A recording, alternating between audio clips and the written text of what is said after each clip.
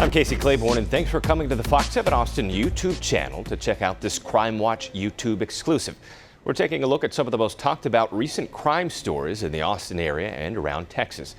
The suspect in an attempted carjacking in East Austin is in the hospital after being shot by police. It happened on August 8th in a busy shopping center after a traffic stop. The two cops, an APD officer and a state trooper, are both okay, and so is the carjacking victim.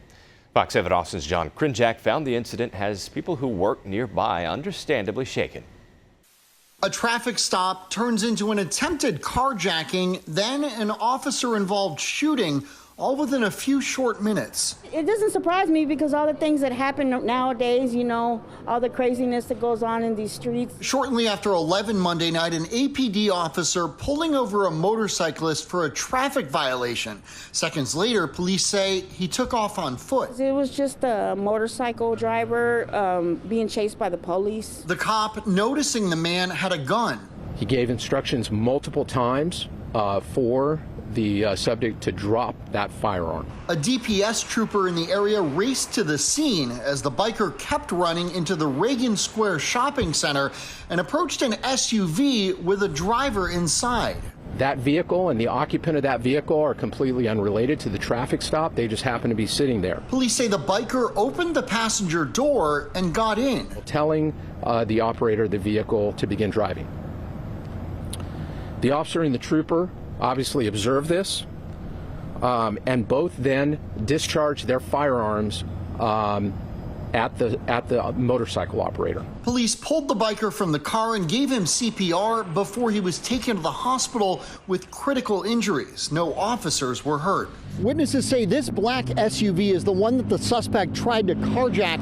All of this, as you can see, unfolding just feet away from the Spin Zone laundromat, which was open with customers inside. Employee Serena Vasquez says she's thankful she wasn't in the wrong place at the wrong time. I am glad that, you know, I woke up today. I'm alive today because that could have been me. The laundromat's manager tells me the whole thing was caught on surveillance video, which they've now turned over to police. Chief Chacon says body cam video will also be released in a couple weeks. It's unclear whether the suspect fired at police or what charges he could face. I mean, I'm like, why would he do it? I mean, I don't know why, but it's just things that happen today, you know? What drives people to do things like that, we don't know. The officer, who we're told has been with APD for less than a year, has been placed on paid administrative leave. Since this was an officer-involved shooting, there are a couple of different investigations going on right now. One being overseen by the DA's office, another by the city's Office of Police Oversight. If you have any information, you're urged to call APD or Crime Stoppers. Now to an update on a Spring Branch woman whose body was found just yards from her home late last month. Investigators say they do not believe Shanna DeMambro was murdered. Fox 7 Austin's Shannon Ryan has the latest on that. It's a bit unusual. Unusual, but not criminal. That's what investigators now believe about the death of Shanna DeMambro. There's no evidence of foul play. There's no evidence that she was killed. That's according to preliminary autopsy findings. Still, Abel Pena, a retired FBI agent who runs a missing persons nonprofit that's helping with the case, says it will take months for the full report to come back. At the moment, they're not seeing anything, no markings, nothing that would lead a medical examiner, reasonable person to believe that, you know, she was assaulted or hurt. There was no broken or fractured bones, nothing like that. DeMambro's husband, Chris Santos, reported her missing from their Spring Branch RV on July 19th. When Fox 7 Austin interviewed him 1 week later, he told us she struggled with depression and addiction. It was a long time ago, but she battled some spiritual warfare stuff, and said we were just both trying to put our past behind us and become better Christians. Later that day, July 29th, DeMambro's body was found just a few hundred yards from the couple's RV on a private ranch. Investigators have yet to determine how she died. I think just at this point, I think there's a lot of unanswered questions out there. I think many people want to know, you know, what happened to her. And certainly we do too. Shannon Ryan, Fox 7 Austin News. An investigation is underway after a 70-year-old woman was found shot to death on a road in northwest Williamson County.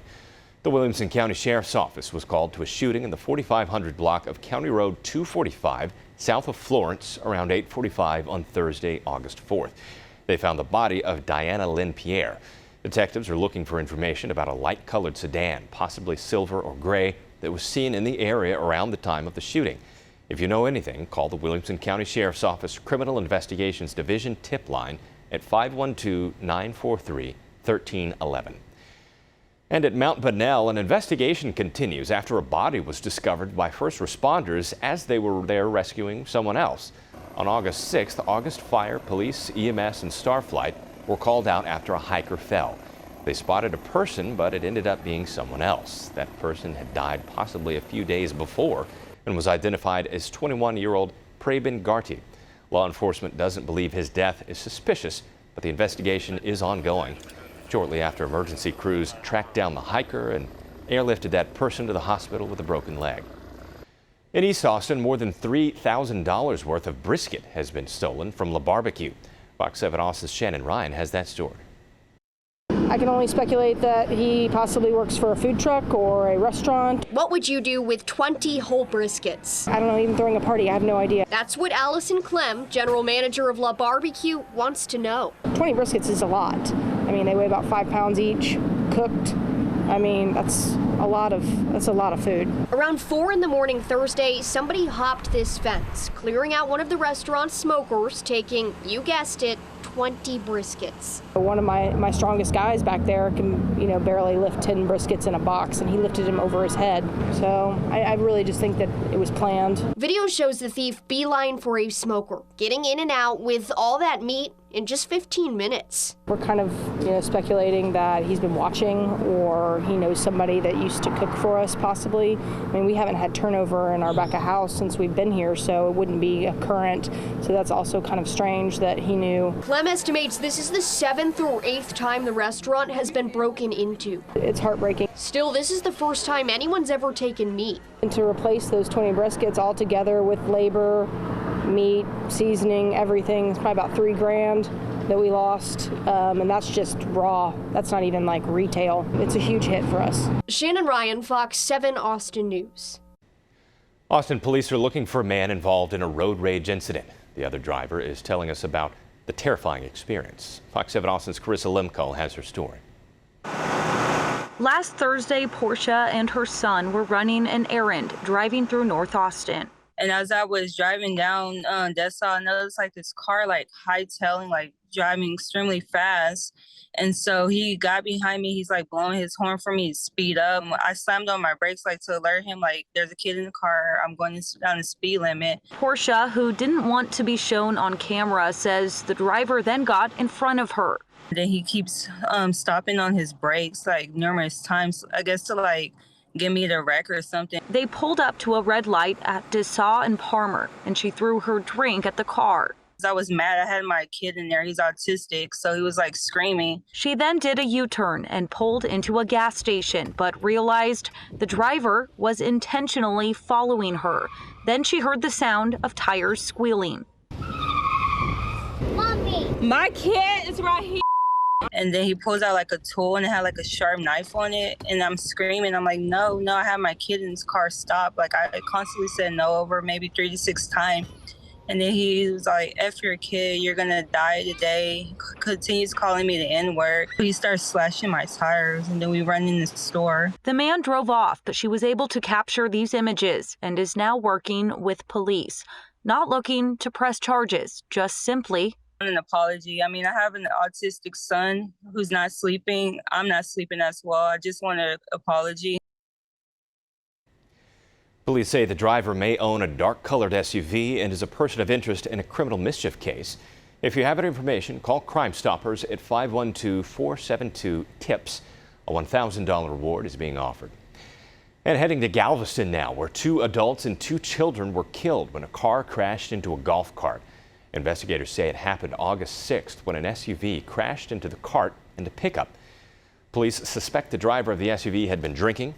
1 other child and 1 other adult in the golf cart were also hurt and remain in serious condition. Golf carts are permitted as transportation in Galveston. Mayor Craig Brown spoke about issues with that without commenting specifically about the crash itself. We're seeing more and more golf carts on the island here that are on streets that they are not designed to be on because of the speed limit. We're seeing golf carts with too many people in the golf carts, and they have to. And we're seeing numerous golf carts with children in the golf carts, no seat belts, and more individuals in the golf carts than they're designed to have. The driver of the SUV, 45-year-old Miguel Espinoza, is charged with 4 counts of manslaughter while intoxicated and operating a vehicle. A Dallas jury has found Yasser Saeed guilty of killing his 2 teenage daughters in 2008, and the judge has sentenced Saeed to life in prison without the possibility of parole. Before he was taken away, he heard 2 victim impact statements, one of them from his ex-wife, Patricia Owens. She held up pictures of her dead daughters, Sarah and Amina. She said because of what Saeed did, she will never get to see her daughters grow up. At one point, Owens looked directly at Saeed and reminded him of all the abuse they endured, allegedly having a knife pulled on her. He also pointed a gun at Amina. Owens said Saeed made her a weak woman, but those days are over. Yasser Saeed, you're a devil. You murdered your girls. And I'm going to say this. I hope somebody gets their hands on you and hurt you and do everything you ever done to anybody. That's counting the 9 bullets you put in Sarah, 9. And she called 911. Amina, 2 bullets in the heart. You could keep those evil eyes glaring. Just glare away, because this is going to be the last time that you see me. It's been an honor and privilege to stand up and be an advocate for Sarah and Amina. I've been thinking about them the past 2 weeks, every morning when I wake up, every night when I close my eyes. And so it's very relieving to get the guilty verdict and to finally get justice for these girls. Finally, we head to Houston, where Elmer Wayne Henley, one of the city's most infamous serial killers, is being considered for compassionate release by the state's parole board. The 66-year-old inmate is either terminally ill or requires long-term care. Fox's Randy Wallace has the story. It was the largest serial killing in this country's history up until John Wayne Gacy appeared. From 1970 through 1973, Elmer Wayne Henley and David Brooks lured 28 teenage boys to a Pasadena home belonging to Dean Corll, a.k.a. the Candyman. Henley directly himself said he was responsible for at least 6 deaths, but he's indirectly responsible for over 25 because he knowingly took boys, he took people he knew, and he got them to go over to the Candyman's house, knowing full well they would never walk out those doors again. What happened to the 28 boys shocked the world. It was one of the most horrific deaths that you wouldn't even imagine upon your worst nightmare. They were sexually tortured. They were strapped to boards. They suffered tremendously. Parole officials can't be specific about Elmer Wayne Henley's current state, but according to the guidelines of compassionate release, he's terminally ill or requires long-term care. The parents of 13-year-old Stanton Dramella have asked crime victims advocate Andy Kahn to fight Henley's release from prison. And I have been with this family now going on for over 30 some odd years, and there's not a day that goes by where they don't think of their 13-year-old son who was just simply riding his bike in the neighborhood collecting soda bottles so he could turn them in for money to take a girl out to a movie. Elmer Wayne Henley is serving 6 life sentences. The bottom line is Elmer Wayne Henley hasn't even served 2 years for every young boy that he is credited and responsible for killing. Thanks for watching this Fox 7 Austin Crime Watch. Our exclusive Crime Watch stories run each Monday on Fox 7 Austin News at 9. Again, to learn more about the stories featured today, look for the links below this video.